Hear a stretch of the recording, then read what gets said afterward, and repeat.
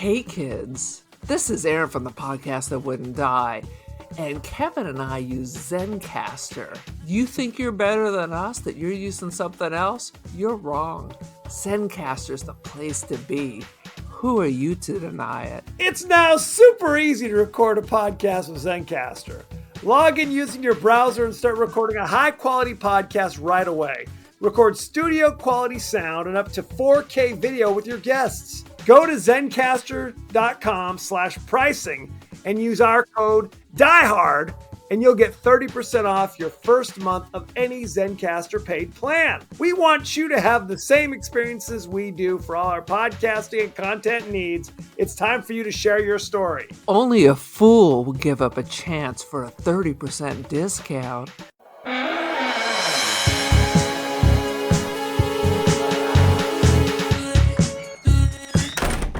It all began as a summer vacation. A young family found a beautiful old house. It had secluded, spacious grounds, a large swimming pool, magnificent furnishings. So you are the people who want to rent this house? What do you mean it's $900? And then it's all ours. Well, there is one other thing. It's hardly a catch. They thought it was the answer to their dreams, but it was the beginning of a nightmare. Welcome to the latest episode of the podcast that wouldn't die. I'm your host, Kevin. With me, as always, is Aaron. I'm wearing pajamas because this is what I wore to work. I don't know if that makes it better or worse, if I'm being honest. Well, I mean, I'm wearing a bra, so that means you know that it's more professional. I see. It's professional. Interesting. TMI. TMI. I don't even know what we're going to say. This week we're discussing the horror classic, Burnt Offering, starring Oliver Reed, Karen Black. She's got Betty Davis eyes, Burgess Meredith. Academy Award-winning people. A lot of big hitters. Shocking. Each week on the podcast that wouldn't die, we discuss guilty pleasures and forgotten classics of the horror and sci-fi genres with a comedic twist. Aaron, what's the latest with you? I'm starting my third week with a headache, so that sucks. And I just ate some tapioca, so that brought me pleasure. Well, let me ask you this. I'm gonna skip right by your chronic headaches. You make my headache hurt. Some people are tapioca and not rice pudding. Some people are rice pudding. I don't care for rice pudding. And not tapioca. So that's the answer. So you are like, I love tapioca, hate rice pudding. Is that correct? I mean, I like rice. It's a different texture. I like the little balls versus rice just kind of gets mealy. Here's what I will say. I mean, go ahead, if the rice pudding's around and nothing else and I need something sweet, I will eat it. Well, then but I would never buy it. I don't hate it. You don't hate it. Okay. I don't hate it. I mean, it's basically the vanilla custard with just different shit thrown into it. Correct. Different lozenges. So it's not that I hate it. It's just that I will never make it. I will not buy it. But you got some lying around and I got the sweet tooth. I will eat it. Well, that's different. That's a whole different thing. Like, for example, some people are only green olives and turn their back on black olives. Right? Well, green olives and black olives, you can buy them both in the brine. A Spanish olive is different than green olive, black olive. But obviously. But what I'm talking about, when we think of green olives, we're thinking pimento. Right. We're thinking I see what you mean. You're talking about what we call Spanish olives. I like all olives. There's pretty much. I will eat any of them. I will eat any of them. They're different. They're different. Salt cured, whatever. I like olives. And that's my attitude about tapioca versus rice pudding. I prefer tapioca, no question. But I have no problem. If you're serving you go to rice your mom's pudding, house. Someone hands you a bowl, you're not going to say, get this shit away from me. I'm not slapping it out of their hands. No. I will take Absolutely it, and I would be happy to have it. See, I think that's the difference between you and I. I would be happy to have it. I prefer tapioca, but sometimes I like a little rice pudding to mix it up. That's all I'm saying. There's a brand and I can't think of it. I mean, when you buy the tapioca to make it from scratch, it's microscopic tapioca, Mhm. but there's a brand that makes a rice pudding and a tapioca, Yes. and it's like a bigger ball. That's the one I like. I mean, you can go and in our lives, I don't know why we're talking about this for 20 minutes, but you can go and they're called bobas, Oh, I basically. love boba. And that's I what love boba tapioca tea. is. It's the Yes. same thing. But in my It's life, just a starch formed into a ball. correct. Is what it is. So tapioca is actually named after the tapioca plant, which I didn't Yes. realize there was such a thing. It's a thing. It's a thing.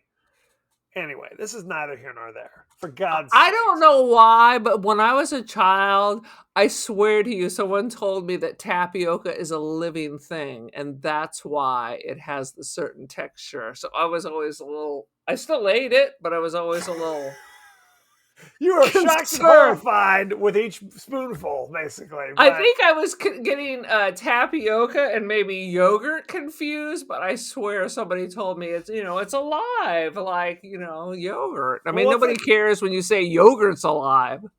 Well, it's like what those probiotics or whatever that Jamie Lee Curtis is slugging down. It's like, Dude, that's alive. when you eat those, they call that mama poop yogurt, because if you don't normally do it, if you eat it like every day for a week, you're regular.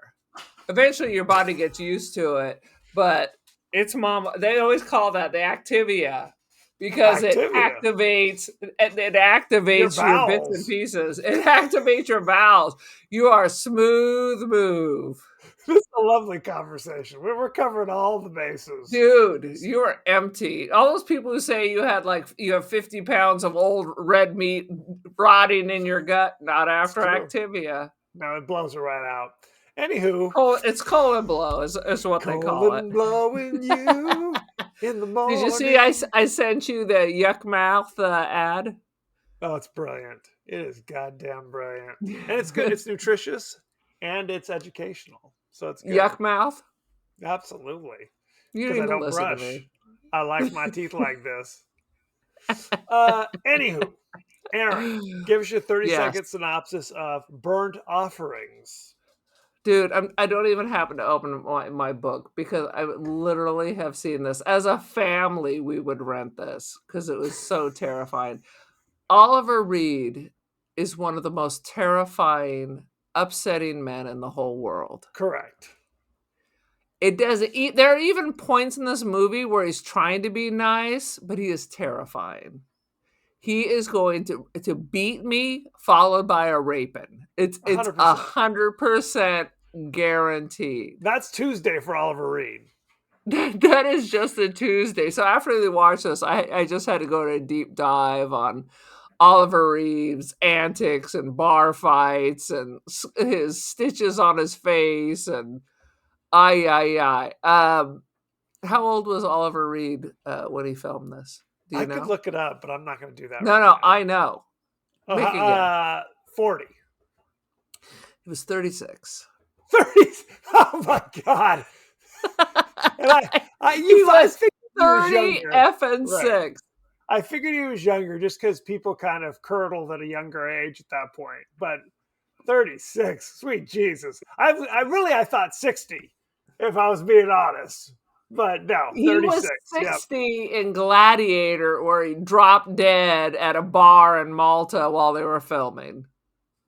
Right. I mean, I read about he basically would go to bars and get into drinking contests with like the local like sailors, and he would outdrink them all. Like 20, 25-year-olds in the prime of life would be passed out in a puddle of their own vomit, and he'd still be going strong for another 12 hours. Yeah. Dude, he is terrified. If you've ever seen Tommy, terrified. He gets like the red vein on his head, and you're like, Absolutely. Absolutely.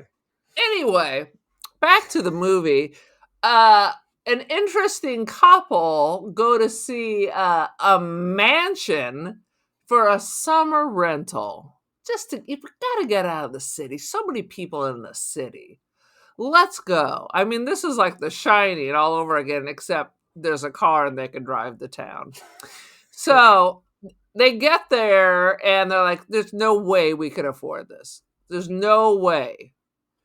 But they're like, the old brother and sister. This is like what the twins are going to be like when they get older.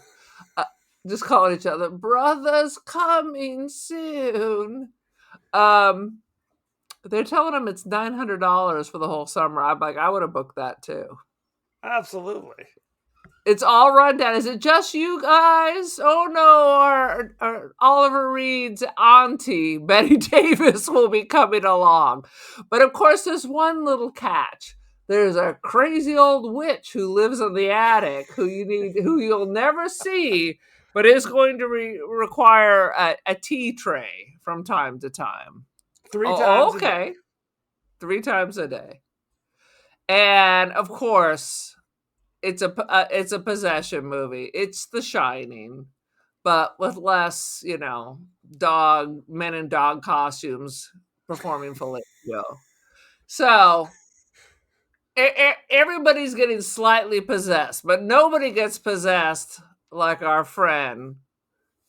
What the Karen Black. Cross-eyed Karen. Black. Love her. Karen Black. It's the same director as Trilogy of Terror. Yes, so it is. I mean, God bless America. She's like becoming the crazy old woman. Meanwhile, Oliver Reed gets crazy, tries to drown their son. The aunt is getting grayer by the day. It's like every time something bad happens to them, like the house gets newer. So by the end, everybody's dead, and Karen Black is now the crazy old bat in the belfry, and the house is renewed. The plants are growing, and crazy old Burgess Meredith and Schister are coming back. So happy. Maybe I want to see them renew. They should pull up and be like 20 years old. Right. That would have been, but still talk like Burgess Meredith. The Penguin. I have to imagine Burgess Meredith is one of those people at 19. They're like, ooh, that guy must be 60. He's seen some things. You're like, I'm only 19. So you said you've seen this movie 1,000 times. 1,000 times. In the theater? Surely. Never. Yeah, 1974, I was rolling up in the theater seeing this. Negative. This was all some Blockbuster or Elvira or whatever Saturday afternoon creepy peepees were on Channel 9. I feel like maybe I saw this once 30 years ago. Maybe. Because I had no I knew Oliver Reed was in it. I knew Karen Black was in it. I knew nothing else. I knew nothing. You didn't know Betty Davis was in it? I don't think. Well, what's funny is when she appeared, I didn't even recognize her.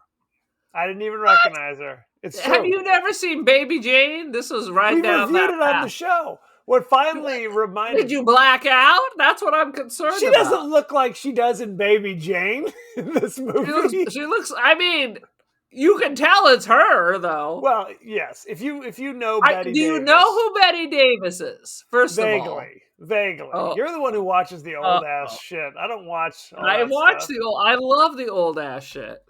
You Anywho, son of a. I reckon, like halfway through the movie, I recognize the voice, and I'm like, "Oh yeah, that is Betty Davis." Holy shit! Do you recognize the chauffeur? He's actually been in a ton of stuff. He's been in a ton of stuff. I just remember him from In the Heat of the Night as one of the crazy old racists. Correct. He was in like Unforgiven. Yeah. He's been in like a ton of stuff. This movie is both bizarre and boring as all get out. If I'm being honest. What? Spoiler alert. Spoiler alert. This is the OG Dohertys, the first 4. Yeah. We would watch this all the time and just be terrified that Oliver Reed was just going to come and get us. Well, even though he's not the bad guy he's not. He's completely innocent in this. In a way, this has got kind of Hereditary vibes to it, if you will, where it's that kind of thing, where it is kind of like this possession that gradually occurs because they want to rent this. This is a thing that I cannot even relate to, where it's like your whole family is going to rent a place for the entire summer. It's like you guys don't have jobs, It's shocking. right? She even set up a library so he can write. Which they've never come back to. There's never a moment where he's in... Go ahead. I don't know what he does for a living. No. But they're just taking off the whole summer. Taking off the whole GD summer. And it's funny because they pull up and it's a huge mansion, but it's in a severe state of disrepair. It looks like a goddamn crack house, frankly. It's like vines creeping up. The door looks all jacked up. And when the plants are all dead. Everything's dead. When they knock on the door, crazy Toothless Joe answers the door. Howdy. Right. I'm like, does this take place in the South? Because no other character has a crazy Southern accent. No other character is like toothless and strange. He's the handyman. You feel like you should probably fire him. Well, he's the handyman who's taken the whole summer off, evidently. Because you never see, evidently he doesn't Apparently have he took the whole winter off if it looks like that. Absolutely. And what's funny, when you know that it's basically like the house is sucking their souls away, that character of Rufus or Buford or whatever his name is makes absolutely no sense. Because he's clearly not involved in any of this stuff, right? It's like... Maybe he's like a familiar or like a Renfield where they need to have someone on the outside to look out for their interests. And all they can get is Cooter. They absolutely got Cooter. And it's funny because, like, if you compare it to The Shining, they're paying Jack Nicholson to be the caretaker over the winter. He has duties and stuff. To compare it to this, they are being paid to stay there, or I should say, Karen Black and the family are paying to stay there and clean the place up. So this is not a summer vacation. She's like scrubbing and polishing, and that is her own choice. All they had to do was stay there. That was not, the cleaning was not part of the requisite. Well, they did say only you thing need was to take care of the place. Well, not let it fall apart, not make it better. That is her. I'm like, I wrote down, this is the worst fucking vacation where all you do is pimp out this house that you're supposed to leave then at the end of the summer. You just need to maintain. Well, first of all, it's just the three of them. It's Oliver Reed. She's going through their private shit, finding stuff in cabinets, using that. She is. And no one says a fucking word to her. That 1 minute she's Miss Dowdy when they show up. Next she's walking around in like crimson velvet, like she's a Victorian grande dame or something. Correct. Right. She's slowly changing in front of them. Honey, where the hell did these clothes come from, Oliver Reed? Correct. And I think you're supposed to, they try to kind of polish the edges of Oliver Reed. Like they give him glasses and he's wearing a cardigan and shit. Like he's a substitute teacher. Help it. He's still Oliver Reed. He's still Oliver Reed. He's still doing Oliver Reed shit. Dude, when at one point he loses his shit in the pool and he tries to kill his son and he's floating in the water with just his eyes popping out. I'm like, oh yeah. Well, that's the Oliver Reed you see after about 25 whiskeys. At least, right. No, he's swimming. First of all, the pool was a goddamn swamp. They had to basically empty the thing. And that's what's so funny. So they had a pump to pump out all the swill, all of the raw sewage out of the half full pool. And then he can't figure out how to get the pump to work. The son figures it out. And then they're all splashing each other with the water. That is stagnant swamp water. You're splashing I thought that faces. too. I'm like, oh, don't touch me with that. That's probably where you got the crazy disease from that, touching the stank water. 100%. So smash cut to now the pool's filled and I guess it's okay again. And he does. I mean, that's what they do. They pump out the shit water and then they sweep up all the dirt and you fill it back up. That's what people do. It is Oliver Reed It's Karen Black. They're the married couple. Then it's Oliver Reed, who's British, mind you. His aunt is Anne Elizabeth, who's Betty Davis, who's American. I mean, But that she could has happen. that crazy accent. So you can pretend she's British. You could not pretend she's British. This is madness. She's got that crazy accent that no one else in the world has these days. It's like the a Cary Catherine Grant. Hepburn. It's a Catherine. It's like this weird mid-Atlantic accent that nobody has. I hard disagree. She's got a Southern California accent with like With 50 that day Paul Mall voice. The craziest voice. Oh, for sure. It is madness. I had to literally, after I watched it, I had to go back and kind of read about it a little bit. Now, you've seen this 1,000 times. Correct. Did you always know that basically that when they got hurt and when they died, that it kind of rejuvenated the house? Did you notice that? I did not know what the was happening. I literally added that as part of my 30-second thing. Yes, no, but I mean, that's what rejuvenates the house. Because basically, the thing is that when they first arrive and they're deciding whether or not they want to stay, the little boy is climbing the gazebo in the front yard and falls and skins his knee. And Burgess Meredith notices but doesn't say anything. And then old Cooter is about to throw away a plant. And Burgess Meredith's like, don't throw away that plant, because there's like now a new little like green leaf growing from the old dead plant.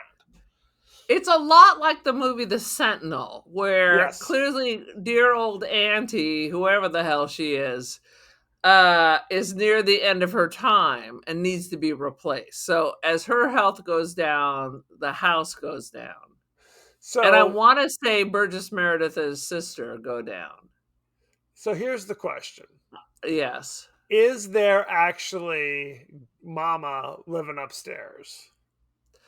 I think there was, like in The Sentinel, but what's happened is she eventually becomes possessed and replaces her. Because in the beginning of the movie, Karen Black is delivering the tray, and it's clear that nothing's been eaten. Like, and why wouldn't you call 911? You kick in the gut. You got the key. Unlock the door. Go like, oh shit. I mean, you don't. She's an old elderly woman. You don't know if she's just dead in the bed, but she does not. At least initially. And then as the movie progresses, you see the trays have a little more nibblings on them. And then it's like, oh, the shit's being eaten. Of course, the grand reveal is Karen Black is sitting down and eating the food. I guess I never thought about that. In my mind, the aunt is still there, and she just eventually becomes their mother, the grandmother or whatever. The mother. She just becomes it. Right. So this is kind of a situation where it's like the people who live in the house are basically sustained by when the people come in over the summer, essentially. Yeah. It's like almost like some kind of vampire and haunting at the same time. It's like a possession and vampire, because they're like feeding off their lives.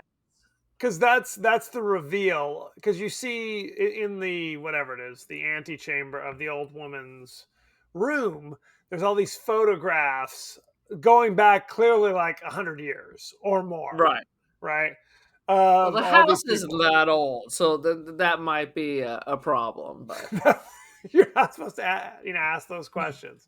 And then at the end of the movie, there's 3 new photographs out of the collection. Photographs and memories. Yeah. Like old Jim Croce said. Christmas card you sent to me. No, 100%. As soon as I saw the 1,000 pictures, I'm like, oh yeah. There's going to be a nice little picture like in that Speak No Evil of a little family. Right. So do you think every summer they have to do this? I mean, I think that would be too noticeable. True. I think it's going to be more like a midsummer thing where it depends on how old. I think they have to replace the aunt, so I think it depends on how old the aunt is. So they're probably good for another 40 years. Maybe. Maybe, and I will say this. I fell asleep watching this multiple times. Well, quite frankly, what's the last one you didn't fall asleep with your narcolepsy? Exactly. I can't remember. Exactly. I'll tell you what woke me up, which was kind of it was kind of a creepy moment. So I woke up and it's the grand reveal when Oliver Reed goes in there to get his wife. And there's Oh, Karen yeah. Black making her scary face. Uh-huh. I mean, I'm jumping all the way to the end. So Oliver Reed is like, we got to get the hell out of here. We got to You don't leave. ever go back. That is the cardinal rule. Right. If she wants to dick around, then she can get an Uber. We're out. She could stay 100%. Well, he tries to leave earlier in the movie with just the son who's hitting him and Daddy, Damn and the house kids. won't I'm let like, them you leave. can get out then. Push him out. Go on foot at that stage of the game, right? It's like, what? I'm out of here. But so later, after the son almost drowns yet again, she finally snaps out of it momentarily, saying, okay, we'll leave. But then she has that moment where she's like, oh, but I have to go say goodbye to the old woman. I can't just leave her behind. I mean, what will she think? I'll make a phone call. Yeah, you knew that was it. That was the end of the show. That was the kiss of death. So she goes up there and then disappears. So Oliver Reed's got to go up there and he's talking to... You thought he was going to smack the old woman. Please answer me when I'm talking to you. I'm asking you a question, lady. Where's my wife? Turns around and it's creepy. Karen Black is now an old woman. In a wheelchair, mind you. But you see her get up out of the chair. She's like, I've been waiting for you. And then smash cut, Oliver Reed goes flying out the window. Just so we think the old woman tosses Oliver Reed's ass out the window, correct? I believe his wife tosses him out the window. Well, but now now they're one and the right. same. So he's out. And that was particularly brutal. His head goes through the windshield, close up, face all. That is literally the most graphic scene in the entire film. Oliver Reed's eyeball protruding through the glass in front of the child. In front of the child, the 12-year-old boy who gets out of the car. And now I'm interested. At this point, I'm like, oh shit, what's happening? Of course, there's like 30 seconds left in the movie. And the little boy is like running, Mom. And shockingly to me, you see that the chimney starts snapping. I'm like, are they really going to flatten this 12-year-old kid? Oh, yes, they are.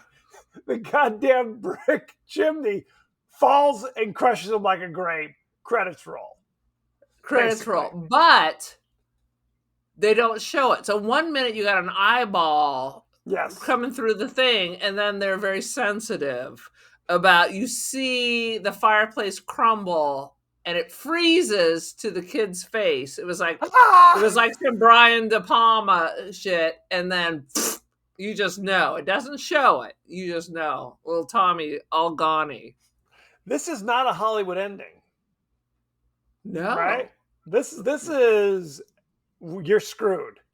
You're either, and then there's voiceovers at the end with Burgess Meredith and Sista. And so, well, because that's the thing. Over the course of the movie, first, these little moments of violence kind of pop up here and there. And then old Betty Davis bites the dust. And then one by one, as they are killed, the house goes from being a total abject, like shithole. In the guidebook, it would say shithole and underlined for this poor dilapidated mansion. And over the course of the movie, now it's looking a little nicer as things go on. So by the end, don't the city folks notice this? That 1 minute, like, people disappear. No, the house was in ruins, and then 5 minutes later, it's like brand new. Well, and it's kind of like what you said. It's like one moment the pool is literally a swamp, and smash cut, it's now like manicured grass. All the lounges are all. I thought it was Joan Crawford's backyard there. It was like Caesar's Palace at some point, and you're just like, what the hell's happening? But I think that maybe somebody says something. Oh, this is interesting. This place is all refurbished, but you think you'd be like, that's weird. Yeah. We need to have a conversation about this, and we might need to pack up Because you the know car. Cooter ain't doing that. You don't see Cooter again. Cooter's in the first 5 minutes. Maybe he was busy at the orthodontist. Who knows? But he isn't around for the rest of the movie. So it's hard to explain what's going on. It's completely ridiculous. It's goddamn ridiculous. And then, of course, the son earlier in the movie almost gets gassed. And Karen Black. I mean, first of all, it's summer. So Yes. why is it so cold? And why are they using an old gas heater? It's summer. So the question Is it summer in the Arctic? I mean, what the hell? Correct. My question to you is, because I was half asleep at this point, what rouses Oliver Reed in the night to go check on his son? Did he just hear the hissing of the gas? Or was it just one of those bartender from the Overlook told him to go check it out? Pretty much. Now, the next question is, who turned on the gas? Was it Karen Black? Possessed already? I bet it's Karen Black, or because you don't see that kind of haunting. So I think it's Karen Black. Because there's a bizarre exchange between Bette Davis and Karen Black where Bette Davis is like, I don't want you to think I did it. All I did was go in there and cover him up, which is not the way you say I put a blanket on him because he's sitting cold. When you say I was covering him up, it sounds like you're smothering him or something with a pillow. So by then, Karen Black was all possessed. So she's trying to break down the old woman because she's all tired. She's aging rapidly. It's like, go lay down. She's talking to her in like a mean way. Well, yeah, and clearly it's like they were all loving and fun, but now all of a sudden she's like a monster to her. She was. Well, she was. Bette Davis is like basically in rictus in the bed, like full on, like mid stroke or something. Yeah, it was like having a stroke because they were going to leave. Right, and Oliver Reed can't get the doctor on the phone. Karen Black says, "Oh, I'll call the doctor. It's fine." We never see the doctor. Throw her old bones in the back of the station wagon and take her down to the emergency room. What are we doing? Yeah, the minute the phone lines are out, throw her in the back like a sack of taters. 100%. And we never see the doctor. And if we recall, did anyone move the tree that's blocking the driveway? No. Oliver Reed, like, there's an extended scene where the tree crashes in front of the car, where he crashes into it multiple times, trying to smash his way through. And then you see him just rolling around in the trees, trying to, like, wrestling. It was like Evil Dead out there. I don't know what was happening with poor Oliver Reed at that stage of the game. Oy, oy, oy. You know what I thought was weird? Please. Oliver Reed wearing pajamas. I just don't see him as a match set Jimmy Jammy guy. He's a dude who sleeps in his underwear, 100%, right? Or nude in the buff. He's there's no way he's coming out with a full buttoned up thing. I was like, I wrote that down. I'm like, no, that ain't Oliver Reed. He was a muscly guy. He took off his shirt, which is, I mean, it was that thing where it's like he's got a little bit of a belly from all the whiskey, but he's got like his arms and his chest are all like muscular. I'm like, he's like a gorilla or something. Don't mess with Oliver Reed anymore. Dude, Bill Sykes. That's why I'm terrified of him. Bill Sykes from Oliver. Oy, oy, oy. Where he beats his girlfriend to death. Oh, the prostitute with the heart of gold. And that, oh God. And that reminds me of the midnight skinny dipping, aborted love making. It's like, what is happening? I assume he definitely has a drive that she normally fulfills, but now that she's an old woman, it would be unseemly. She was like, "Get up off me, you beast!" I thought it was going to be a Harvey Weinstein situation. Was not a pretty picture. Good grief! Interesting. He's an interesting looking character. It's all a horrible freak show. Good Lord. What else you got for burnt offerings? Anything? Oh, I got some stuff. Besides my Jim Jam, I got all this. Basically, all my notes are just random notes about Oliver Oh Reed. God, just about his life Uh, choices. did did you notice the pool was painted red, which reminded me of growing up in Palm Springs because we had a house from like the 50s where the whole area around the pool was painted red too. Really? What are you talking? You Are you don't talking about remember Bernie that? Way or something? Or No.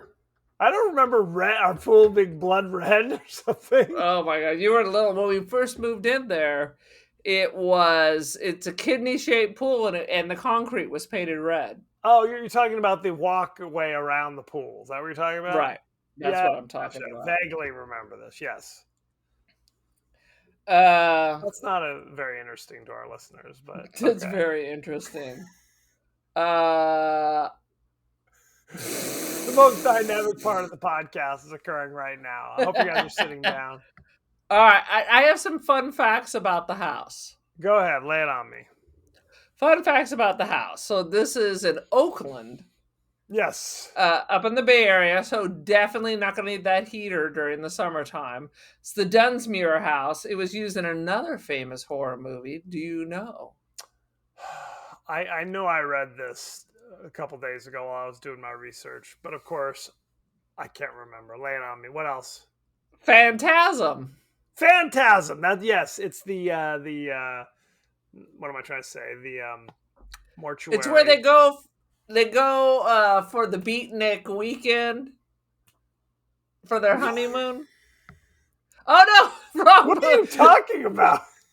The beatnik weekend for their honeymoon. not Phantasm. The other movie film there is So I Married an Axe Murderer.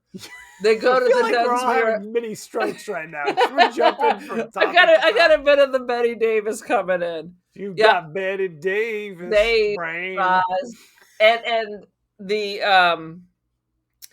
our movie tonight is the first movie they allowed to film there. So it was Phantasm, View to a Kill, So I Married an Axe Murderer. View to a Kill. I didn't know that one. That's a good one. That was on the list. I'll have to go there next time I go up to the Bay Area. Absolutely.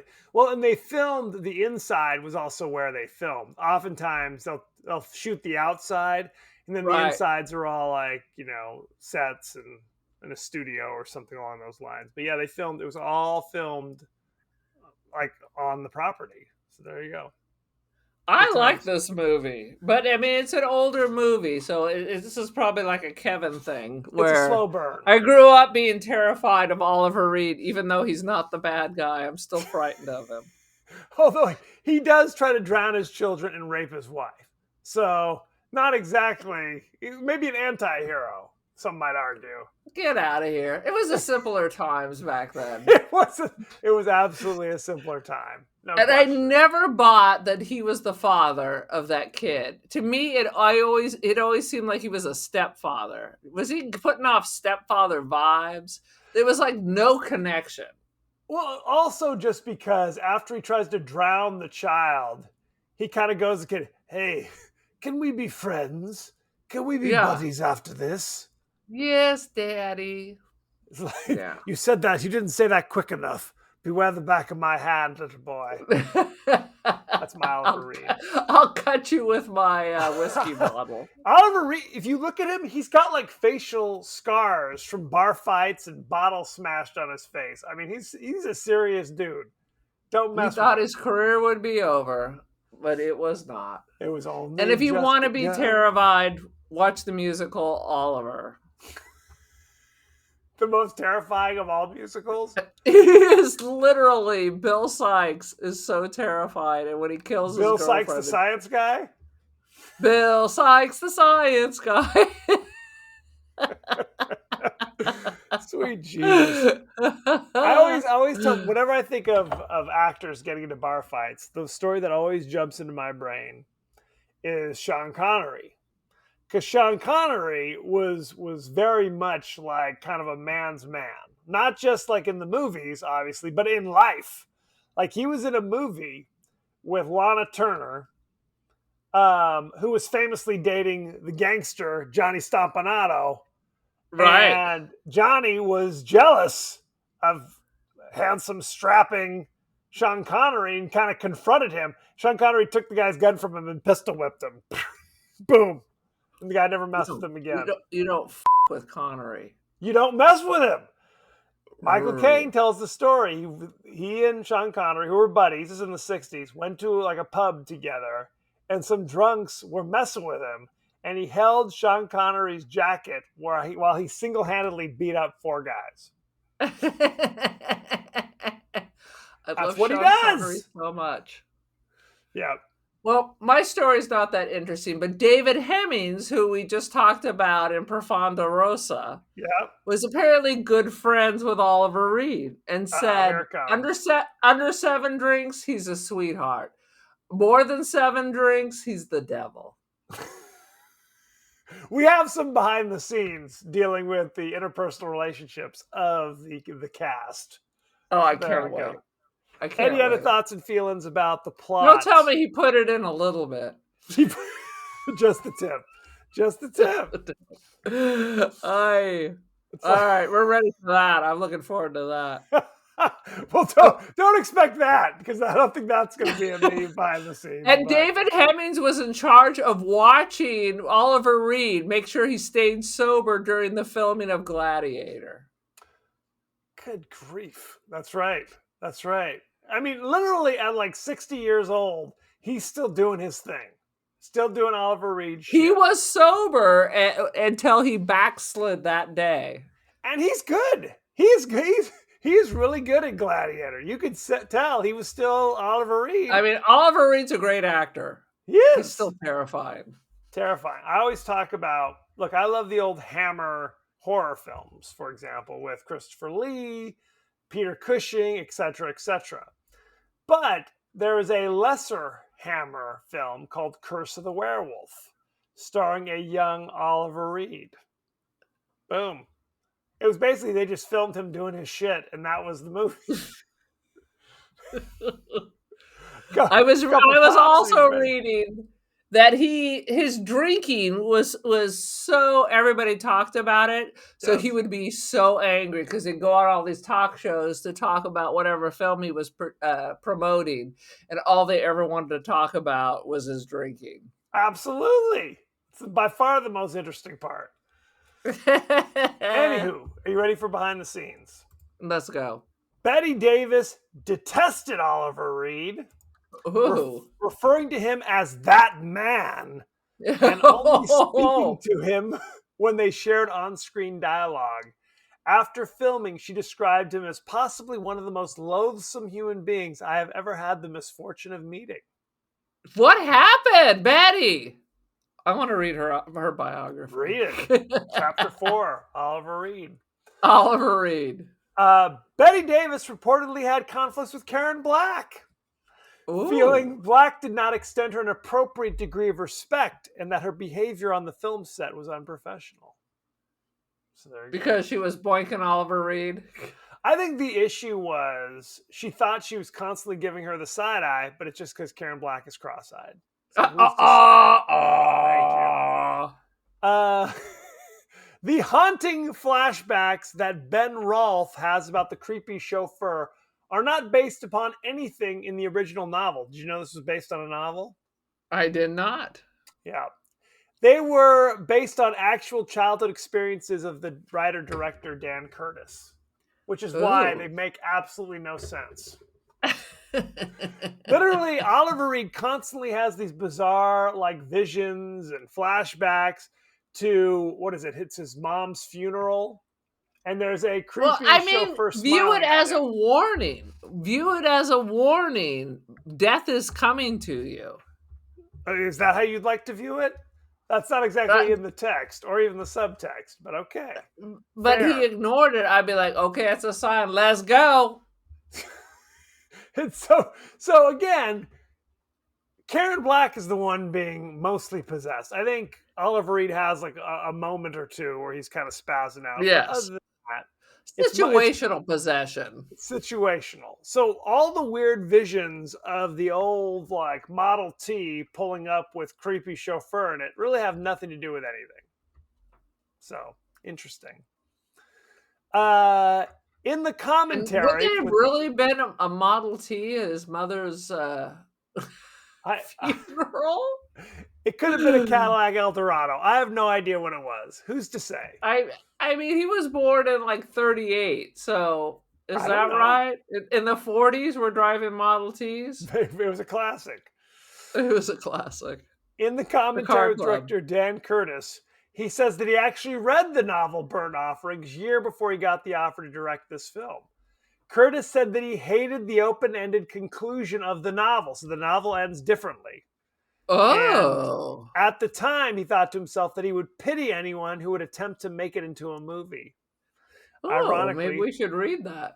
Maybe we should. Ironically, years later, the offer to direct the movie version of the novel came to him, and the first thing he did was write an ending that he liked, which is the one that's featured in the film, where everybody's, you know what's happening to Karen Black and everybody else is dead, and you know what it means and what's happening. So, All right. there you go. Better than them all rotting off at the last minute. You see Karen Black running out of the house, and they just drive home. Wait, I've changed my mind. Karen Black Fuck was that old 4 lady. months pregnant during this shoot. And she Oh. explains that her belly was concealed with some clever wardrobe tactics. Although from She was like certain naked angles, at one point. well, but you don't really see. There's often That's like right. the kid is standing in a certain spot to block her belly and things like that. I always remember there was a Seinfeld thing where one season Julia Louis-Dreyfus got pregnant. And Seinfeld's idea was we should write in the story that Elaine just gets really fat. And, and Julia Louis-Dreyfus burst into tears. Oh, So, no. They did not go that way. They did not do it. Instead, they just had her constantly put a pillow in front of her when she sat on Jerry's couch. And that's how they handled it instead. So, good times. It's not like she wore tight clothing, so. No, and then And years she's later, weak. Julia Louis-Dreyfus said they should have gone with the fat thing because that would have been funny. So yeah, that's 90s comedy for you. I'm fat, hilarious. Ha ha ha! So instead, they had that whole season with Kramer calling Jerry fat. Correct. Hey, Magombo. They did it that way. This is one of Stephen King's favorite horror movies. See, me and Steve, man, we go back. You're on the same page. Basically, what they say is that the first third of the novel is basically the family in New York, like their family, how they live, things that they do, and they see an ad for a house to rent in the paper. Basically, that's like the first third. And that was going to be the first 15 minutes of the movie. And the director just said, no, we're not doing that. It's boring. Let's just get right to it. All So there you right. go. They say that there are themes to this movie where it's like kind of the disintegration of the nuclear family. Whereas like in the 70s, that's when you saw people like mass divorces, like divorce was getting kind of trendy almost. Right. If people were unhappy in relationships, they bounced. That was kind of a new thing in the 70s compared to years past, where they would just They say that's birth control. That's true, right? Exactly. People were like, "Hey, now I can sow my oats and not have to pay the consequences." That's right. It's a whole thing. And I guess that's what we're supposed to think because they seemed like a loving couple at the beginning. Yeah, right? They seem normal. They except seem for Oliver normal, Reed. right? Like she wanted to stay there, and he was like, "This seems like a horrible idea, but I love you, so I'll go along with what you want." Exactly. Basically. Exactly. No, he did not seem abusive. He's terrifying nonetheless. Just but they seem right. like, clearly they had a healthy sex life at one point. Right. And then he has before to they went on it. vacation. Yeah. He has to Woman. Time. Let's do this, woman. Yeah. Betty Davis is often showed sitting by the pool knitting, and this was actually one of her favorite hobbies in real life. She was famously known for knitting on the set to pass the time between scenes. All right. There you go. During filming, Betty Davis had a food trolley set up to her hotel room carrying up her evening meal. One day, when Oliver Oh, Reed, his stand-in, Reg Prince, and a few friends were returning from an evening out, when they saw the food trolley, Reed turned to Prince and said with a grin, "I bet I can ride it faster than you." Taking turns, they would take a run and a leaping dive onto the trolley and go careening down the corridor, the remnants of Davis's meal going all over the place. So Oh God. that might be why Maybe she that's thought him why so she hated lonesome. him. 100%. Sweet Jesus. Let's go talk about the cast and crew, shall we? Boom. So no beef between Karen Black and Oliver Reed. They got a, there's nothing written here about it, so who's to say? All Maybe right. they hated each other privately. I Let's love see. that. I want them to all hate each other, and I want it to be Dan messy. Curtis wrote and directed it. You know Dan Curtis from Burnt Offerings in 1976. Yeah. He produced 1,225 episodes of Dark Shadows. Ah, our He aunt used to watch that. He produced 12 episodes of War and Remembrance from 1988 to 1989. Never saw it. 7 episodes of The Winds of War. So he was doing a lot of, Michener? Yeah. All of those. Although he liked to evidently Do miniseries. right, adapt books into things, essentially. Yes. So that's him. He also did Trilogy of Terror, like you said. Trilogy of Terror, and you say that like it's just nothing. Trilogy of Terror with Karen Black. Throw away the other 2 episodes, but the one with the fetish doll will live forever. It's a Zuni fetish doll. Oh, Karen Black played Marion Rolfe. You know her from such things as 5 Easy Pieces in 1970. The Great Gatsby, playing Myrtle Wilson in 1974. Nashville, 1975. And House of 1,000 Corpses in 2003. there was a definite split in the direction of her career at one point. No, she became a regular member of the Rob Zombie acting troupe. Because we saw her, remember? We did at the House of 1,000 Corpses thing. And we looked at each other and we're like, we're not waiting in this fucking line. I've seen her. Let's go. We did not meet her personally, but we did attend the press conference or whatever. Oliver Reed played Ben Rolfe. You know him from such things as he was in Gladiator in 2000. Never saw it. Bill Sykes in Oliver, 1969. So trauma-inducing. He was in The Brood, a David Cronenberg horror movie in 1979.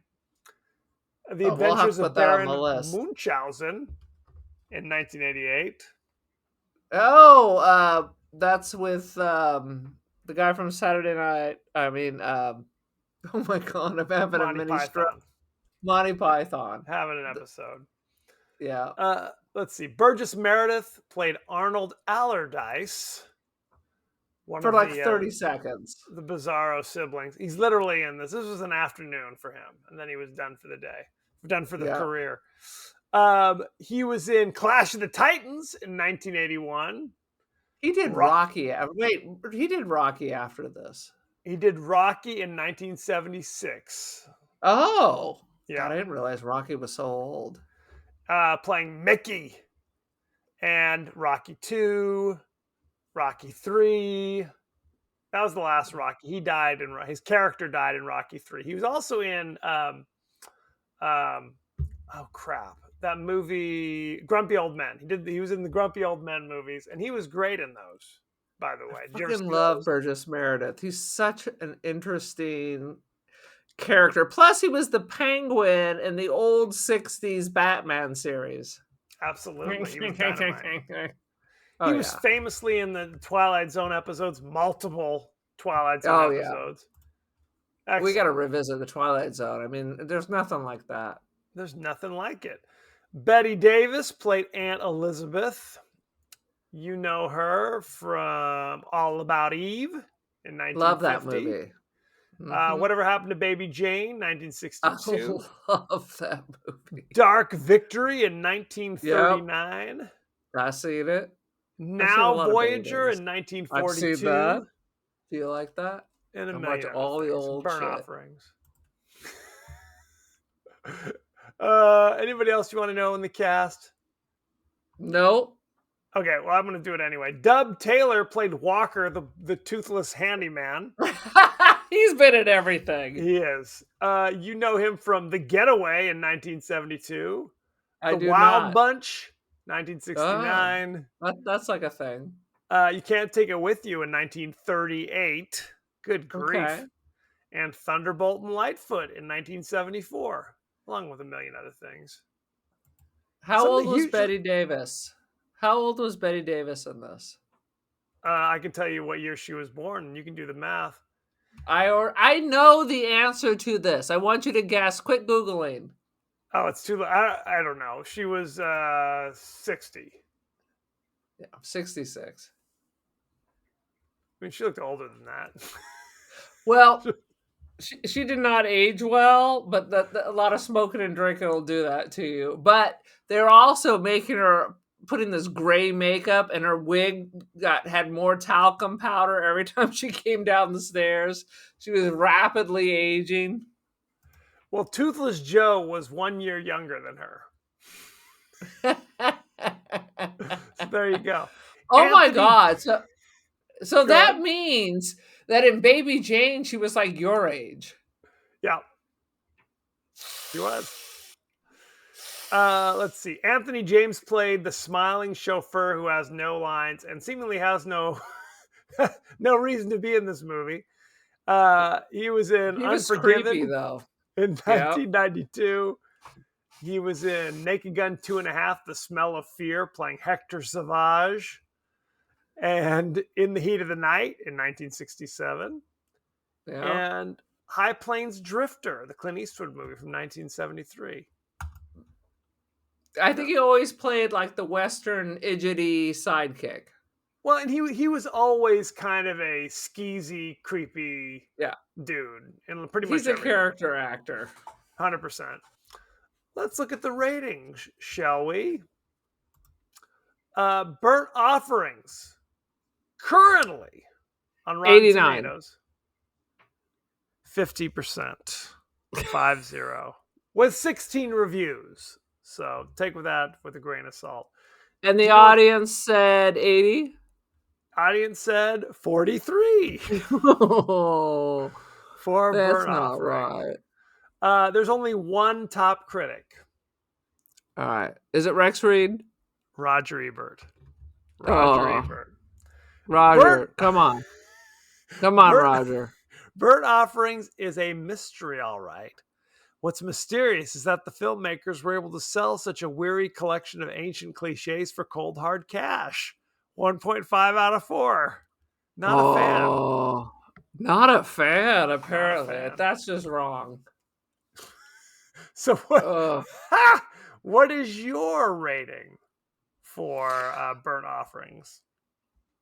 I'm gonna give it 3 out of 5 drunken, sweaty Oliver Reeds trying to whisper something in my ear. Interesting. Interesting. No, I mean, I don't know. Like I said, I found it kind of boring and meaningless. It had kind of a good moment when the reveal of Karen Black and when Oliver Reed is shot out of a cannon out of the upstairs window, and then the chimney falls on the 12-year-old. That was a choice.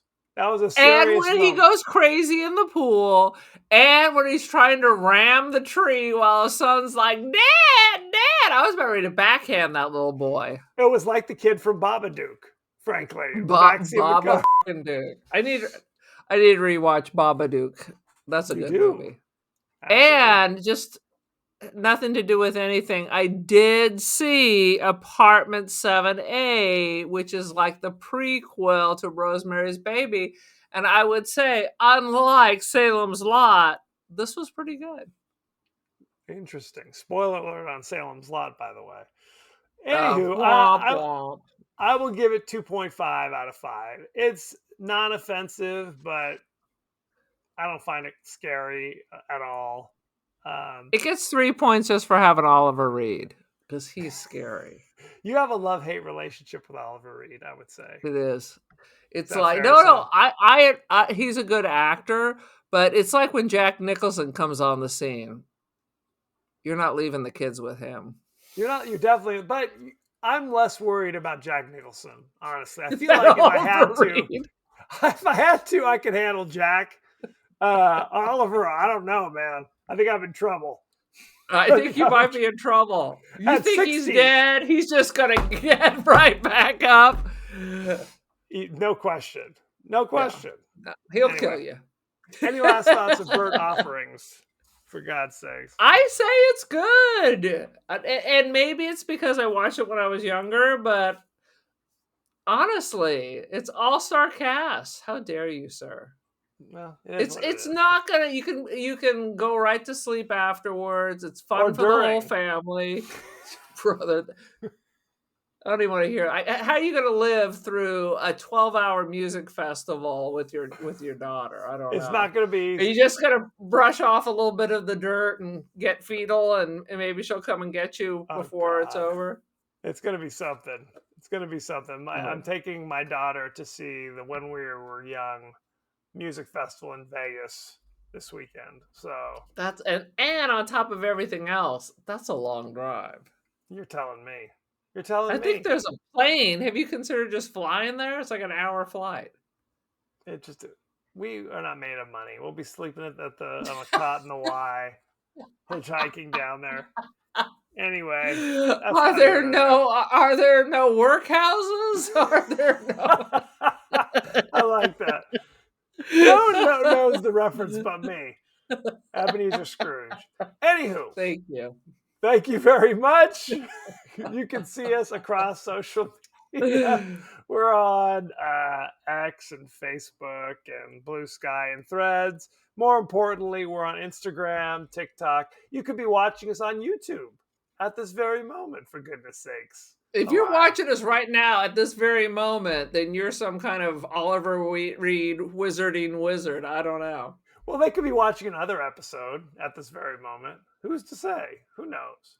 Anyway, we're also on Apple Podcasts, Spotify, anywhere the finer podcasts are available. So don't forget to like, share, rate, and review. Won't you?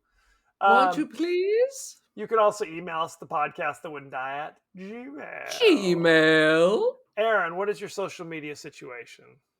I'm on the Instagram. Pop in and say hello. And that's all you need to know. I am the cult of Aaron. Join the cult. Join that GD cult. As you know, we like to share certain thoughts and feelings from our friends across the interwebs. Convicted 157 433 posted, haha, in regards to April Fool's Day. That's important. And then Loveg 59 said that Idle Hands is good, but hella underrated. Good, He's but from the underrated. Midwest. Interesting. Okay, fair. And Helpful XJW was like, Biff! Followed by Samir Mohan commented, Biff was always a bully. It's true. And that is regarding to April Fool's Day. April Fool's Day, absolutely. Now, So we're Go ahead, getting Aaron. people. No, that was it. Good stuff. So, yeah, I think that's about it. So, thank you very much, and be well. Good day, my friends.